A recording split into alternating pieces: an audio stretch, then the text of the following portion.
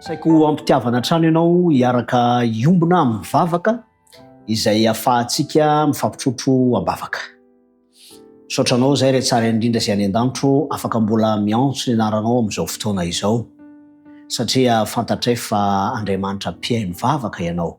Andriamanitra mpamela heloka ihany koa mangataka famelan-keloka zay fiadanam-po hanananay fahazaonantoka ny vavaka zay tononay manokana amin'ity fotoana ity ho an'ny Madame Nirina.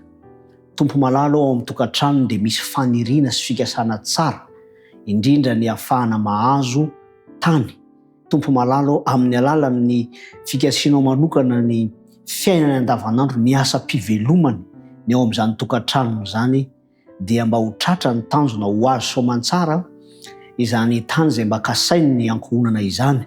Membonahitra ny anaranao ahita fifaliana izy ireo. Toy izany ihany koa ny Rahalahadina izay mangataka manokana mba hidiranao an-tsehatra ny amin'ny fikasana tsara izay efa nomenao azy.